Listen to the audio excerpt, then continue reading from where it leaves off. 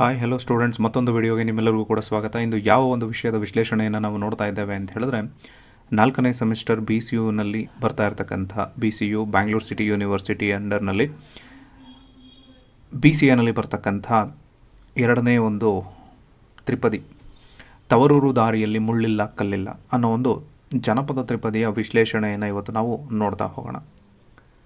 So ಇದು ನೇರವಾಗಿ ನಾವು ಏನು ಹೇಳ್ತೀವಿ ಅಂತ ಹೇಳಿದ್ರೆ, ಯಾರೂ ಕೂಡ ಬರೀದ್ದೇ ಇರತಕ್ಕಂಥದ್ದು, ಅಂದರೆ ಬಾಯಿಯಿಂದ ಬಂದಿರತಕ್ಕಂಥದ್ದು, ಅದನ್ನು ಒಂದು ಕಡೆ ಕಂಪೈಲ್ ಮಾಡಿ ಅಥವಾ ಸಂಕಲನ ಮಾಡಿ ಸಂಕಲಿಸಿ ನಮಗೆ ಇಲ್ಲಿ ಕೊಟ್ಟಿರ್ತಕ್ಕಂಥದ್ದು. ಈ ತವರೂರು ದಾರಿಯಲ್ಲಿ ಮುಳ್ಳಿಲ್ಲ ಕಲ್ಲಿಲ್ಲ ಅನ್ನೋ ಒಂದು ಜನಪದ ತ್ರಿಪದಿಯಲ್ಲಿ ನಾವು ಏನು ನೋಡ್ತೀವಿ ಅಂತ ಹೇಳಿದ್ರೆ, ತಾಯಿ ಮತ್ತು ಆ ತವರಿನ ಅವಿನಾಭಾವ ಸಂಬಂಧ ಅಂತ ನಾವೇನು ಕರಿತೀವಲ್ಲೋ, ಆ ಸಂಬಂಧವನ್ನು ಅತ್ಯುತ್ತಮವಾಗಿ ನೋಡೋದಕ್ಕೆ ಸಾಧ್ಯ ಆಗುತ್ತೆ. ಇದೊಂದು ಭಾವನಾತ್ಮಕವಾಗಿರ್ತಕ್ಕಂತಹ ಸಂಬಂಧ, ಯಾರು ತಾಯಿ ಮತ್ತು ತವರು, ಒಂದು ಹೆಣ್ಣು ಮಗಗೆ.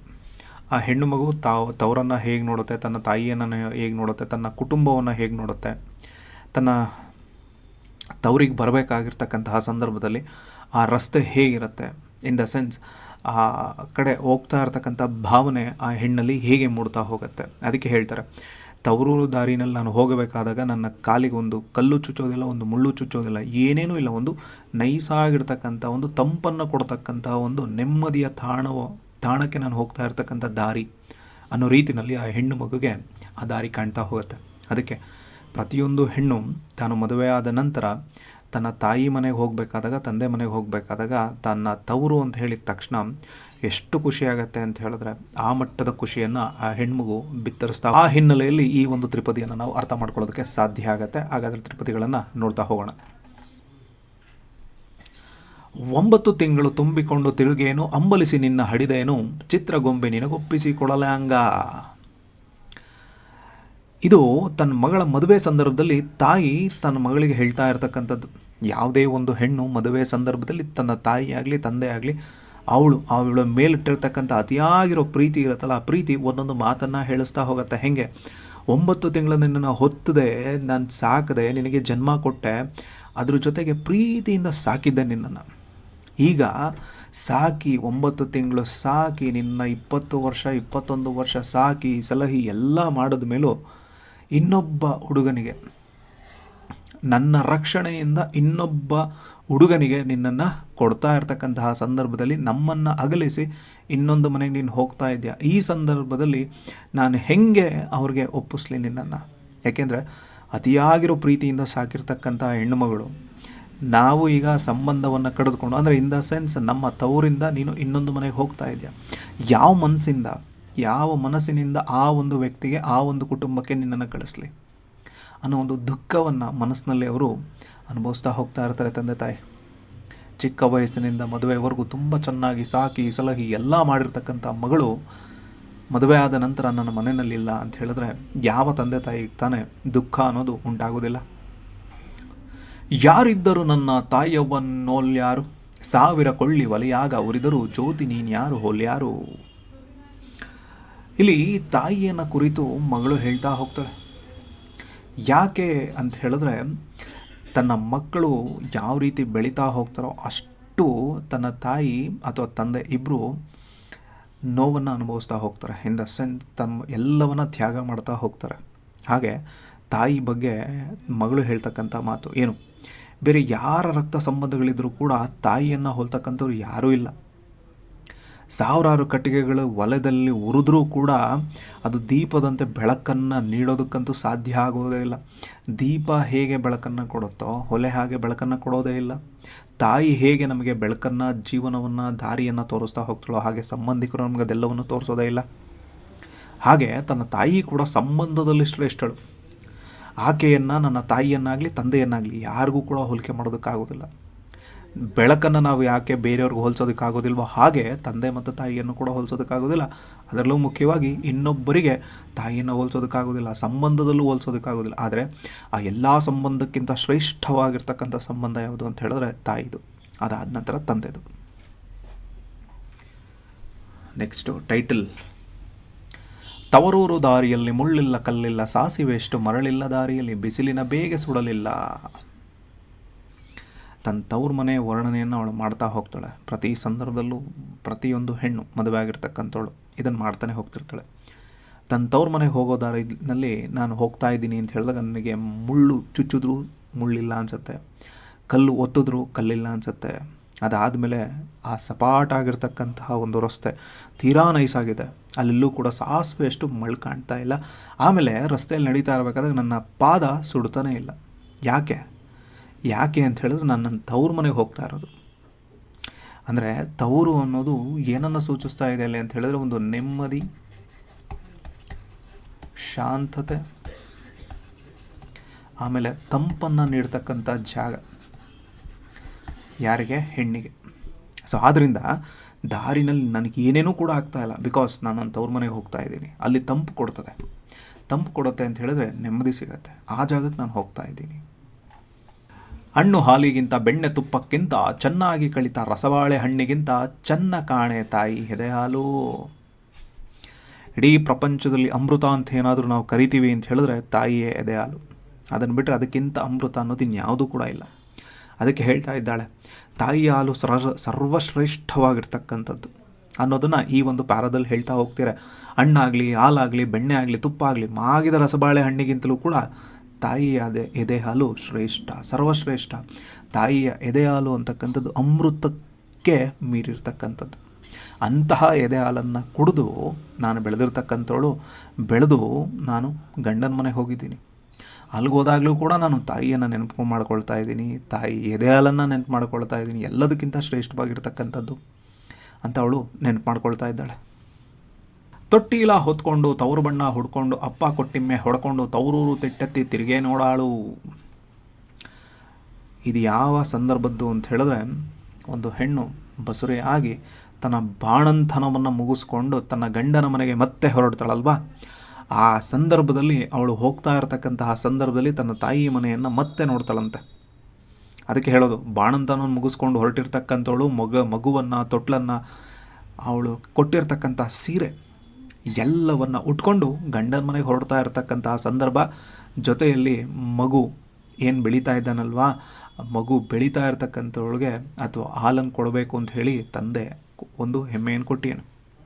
ಅದನ್ನು ಹೊಡ್ಕೊಂಡು ಜೊತೆಯಲ್ಲಿ ಕರ್ಕೊಂಡು ಹೋಗ್ತಾಳೆ. ಆ ಸಣ್ಣ ಬೆಟ್ಟ ಅಂದರೆ ತಾಯಿ ಮನೆ ಸ್ವಲ್ಪ ಡೌನಲ್ಲಿದೆ, ಡೌನಿಂದ ಸ್ವಲ್ಪ ಮುಂದಕ್ಕೆ ಹೋದಾಗ ಬೆಟ್ಟ ಕಾಣುತ್ತೆ. ಆ ಬೆಟ್ಟದ ಮೇಲೆ ಅದು ನಿಂತ್ಕೊಂಡ್ರೆ ತಾಯಿ ಮನೆ ತುಂಬ ಚೆನ್ನಾಗಿ ಕಾಣುತ್ತೆ. ಆ ಬೆಟ್ಟವನ್ನು ಇಳಿದ್ರೆ ಮತ್ತೆ ಕಾಣೋದಿಲ್ಲ. ಆ ಒಂದು ಕಾರಣಕ್ಕೋಸ್ಕರ ಆ ದಿಣ್ಣೆಯನ್ನು ಹತ್ತಿ ಮತ್ತೆ ತಾಯಿ ಮನೆಯನ್ನು ನೋಡ್ತಾ ಹೋಗ್ತಾಳೆ. ಆ ನೋಡೋದ್ರ ಮೂಲಕ ತನ್ನ ತವರು ತುಂಬ ಚೆನ್ನಾಗಿರಲಿ ಅಂತ ಹೇಳಿ ಅರಸ್ಕೊಂಡು ಅವಳು ಹೋಗ್ತಾ ಇರ್ತಾಳೆ. ಆಲುಂಡ ತವರಿಗೆ ಏನೆಂದು ಆಡಾಲಿ, ಹೊಳೆದಂಡಿಲಿರುವ ಕರಕೀಯ ಕುಡಿ ಹಂಗ ಅಬ್ಬಲಿ ಅವರ ರಸಬಳ್ಳಿ.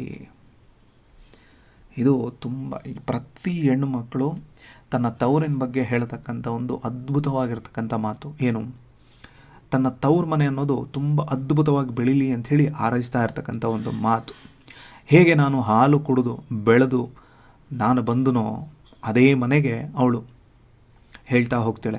ಹೊಳೆ ದಂಡೆಯಲ್ಲಿ ಅಥವಾ ತಂಪು ಅನ್ನೋ ಒಂದು ಜಾಗ, ನೀರಿನ ಅಥವಾ ವೆಟ್ಟಿನ ಅಂಶ ಎಲ್ಲಿರುತ್ತೋ ಅಲ್ಲಿ ಏನು ಬೆಳೀತಾ ಹೋಗುತ್ತೆ? ಒಂದು ಗರಿಕೆ ಬೆಳೀತಾ ಹೋಗುತ್ತೆ. ಆ ಗರಿಕೆ ಸದಾ ಹಸಿರಾಗಿರುತ್ತೆ. ಯಾಕೆ? ತೇವಾಂಶ ಇರುತ್ತಲ್ಲ. ಹಾಗೆ ನನ್ನ ಮನೆಯೂ ಕೂಡ ಏನಾಗಿರಬೇಕು ಅಂದರೆ ಆ ಗರಿಕೆ ಹೆಂಗೆ ಬೆಳೀತಾ ಹೋಗಿ ಅಪ್ಕೊಳ್ತಾ ಹೋಗ್ತಾ ಇರುತ್ತಲ್ವ, ಹಾಗೆ ನನ್ನ ತವರು ಕೂಡ ಅಪ್ಕೊಳ್ತಾ ಹೋಗಬೇಕು. ಹಾಗೆ ನನ್ನ ಮನೆತನ ವಂಶಾಭಿವೃದ್ಧಿಯನ್ನು ಪಡ್ಕೊಳ್ತಾ ಹೋಗಬೇಕು. ಅದ್ರ ಜೊತೆಗೆ ತುಂಬ ಚೆನ್ನಾಗಿ ನನ್ನ ಕುಟುಂಬ ಅಥವಾ ನನ್ನ ತವರು ಬೆಳಿಬೇಕು ಅಂಥೇಳಿ ತನ್ನ ತವರನ್ನು ಅವಳು ಹಾರೈಸ್ತಾ ಹೋಗ್ತಾಳೆ.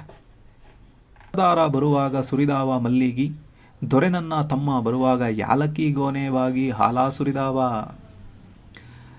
ಸಹೋದರನ ಬಗ್ಗೆ ಇಲ್ಲಿ ತನ್ನ ಹೆಣ್ಣು ಮಾತಾಡ್ತಾ ಹೋಗ್ತಾಳೆ. ತನ್ನ ಸಹೋದರ ಅಂದರೆ ತನ್ನ ತಮ್ಮನೋ ಅಣ್ಣನೋ ಬರುವಾಗ ದಾರಿ ಉದ್ದಕ್ಕೂ ಏನಿರಬೇಕಂತೆ? ಮಲ್ಲಿಗೆ ಹೂಗಳು ಸುರಿದಿರಬೇಕಂತೆ. ಅವನು ಯಾಕೆ ಮಲ್ಲಿಗೆ ಹೂಗಳು ಸುರಿದಿರಬೇಕು ಅಂತ ಹೇಳಿದ್ರೆ ನನ್ನ ತಮ್ಮ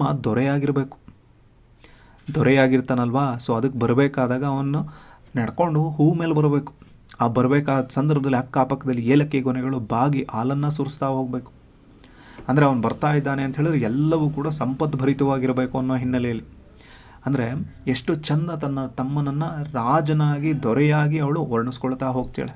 ಅವನು ಬರ್ತೀಯಾನೆ ಅಂದರೆ ಯಾಲಕ್ಕಿಗಳು ಕೂಡ ಪಕ್ಕದಲ್ಲಿರಬೇಕು, ಬಾಳೆಗೊನೆ ಬಾಗ್ಕೊಂಡಿರಬೇಕು. ಯಾರಿಗೋಸ್ಕರ? ರಾಜ ಬರ್ತೀಯಾನೆ, ಅವನಿಗೋಸ್ಕರ ನಾವು ಅವನಿಗೆ ಸಿಗಬೇಕು ಅನ್ನೋ ರೀತಿಯಲ್ಲಿ, ಅನ್ನೋ ಒಂದು ಹಿನ್ನೆಲೆಯಲ್ಲಿ ಇದನ್ನು ನೋಡ್ಬೋದು. ಸಂಪಿಗೆ ಹೂವಿಗೆ ನುಂಪಿಲ್ಲ ನಮ್ಮ ಮಂಡೆ, ಸಂತೆಗೆ ಹೋದ ಹಿರಿಯಣ್ಣ ಬರುವನಕ ಸಂತೋಷವಿಲ್ಲ ಮನದಲ್ಲಿ.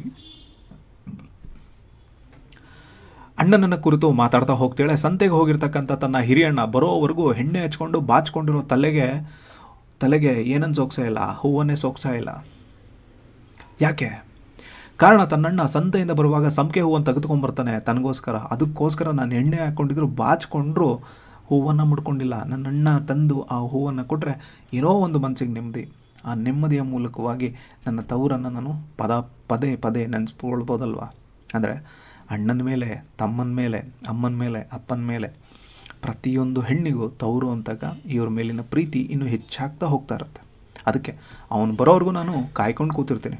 ಅವನು ಬಂದಮೇಲೆ ಅವನು ಹೂವು ತಂದು ಕೊಟ್ಟರೆ ಮಾತ್ರ ನಾನು ಅದನ್ನು ಮುಡ್ಕೊಳ್ತೀನಿ. ಇಲ್ಲ ಅಂತ ಹೇಳಿದ್ರೆ ನನಗೆ ಮನಸ್ಸಲ್ಲಿ ಸುಖ ಅನ್ನೋದಿಲ್ಲ, ಸಂತೋಷ ಅನ್ನೋದಿಲ್ಲ ಅನ್ನೋ ಹೇಳ್ತೀಳೆ. ಆಡಿ ಬಾ ನನ್ನ ಕಂದ ಅಂಗಾಲ ತೊಳೆದೇನು, ತೆಂಗಿನಕಾಯಿ ಎಳನೀರು ತಕ್ಕೊಂಡು ಬಂಗಾರ ಮೋರೆ ತೊಳೆದೇನು. ಪ್ರತಿಯೊಂದು ಹೆಣ್ಣಿಗೂ ಮಗು ಅಂತಕ್ಕಂಥದ್ದು ಅವಳ ಜೀವನದ ಒಂದು ಪರಮಾಪ್ತ ಸಂದರ್ಭ ಅಥವಾ ಸಂತೋಷ ಅಂತ ಹೇಳಿ ಅಂದ್ಕೊಳ್ತಾಳೆ. ಆ ಮಗು ಕುರಿತು ತಾಯಿ ಆಡಿರ್ತಕ್ಕಂಥ ಅದ್ಭುತವಾದ ಮಾತುಗಳು, ಅದ್ಭುತವಾಗಿರ್ತಕ್ಕಂಥ ವರ್ಣನೆಯಲ್ಲಿ ನಾವು ನೋಡ್ತಾ ಹೋಗ್ತೀವಿ. ಮಗು ನೀನು ಹೋಗಪ್ಪ ಆಡಿಕೊಂಡು ಕೈಕಾಲು ಆಡ್ಕೊಂಡೆಲ್ಲ ಬಾ, ಆಡಿಕೊಂಡು ನಿನ್ನ ಕೈಕಾಲೆಲ್ಲ ಧೂಳು ಮಾಡ್ಕೊಂಡು ಬಂದೆ ಅಂತ ಹೇಳಿದ್ರೆ ಆ ನಿನ್ನ ಕಾಲಲ್ಲಿ ಮೆತ್ಕೊಂಡಿರ್ತಕ್ಕಂಥ ಮಣ್ಣಿದೆಯಲ್ಲ ಅದನ್ನು ನಾನು ತೆಂಗಿನಕಾಯಿನ ಕಿತ್ಕೊಂಡು ಅದರಲ್ಲಿರ್ತಕ್ಕಂಥ ಎಳನೀರಲ್ಲಿ ಆ ಮೆತ್ಕೊಂಡಿರ್ತಕ್ಕಂಥ ಮಣ್ಣನ್ನು ನಾನು ತೆಗಿತೀನಿ. ಅದ್ರ ಮೂಲಕ ಅದೇ ನೀರಿನಿಂದ ನಿನ್ನ ಮುಖವನ್ನು ತೊಳಿತೀನಿ. ಯಾವ ಥರ ಇದೆ ನನ್ನ ಮುಖ? ಬಂಗಾರದಂಗಿದೆ. ಯಾಕೆ? ಆ ಧೂಳು ಸೇರಿಕೊಂಡು.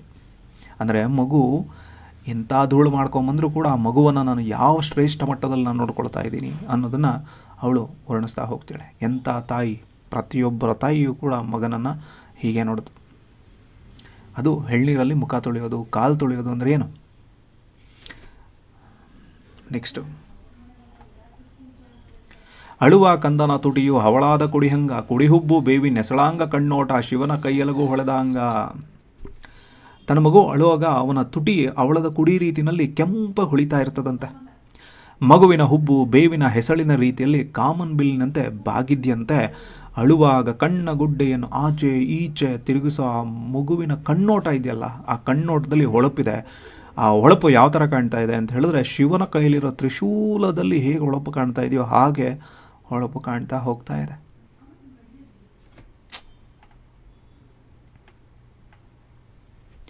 ಕೂಸ ಇದ್ದ ಮನೆಗೆ ಬೀಸಣಿಕೆ ಯಾತಾಕ, ಕೂಸು ಕಂದಯ್ಯ ಹೊಳವರ್ಗ ಆಡಿದರೆ ಬೀಸಾಣಿಕೆ ಗಾಳಿ ಸುಳಿದಾವ.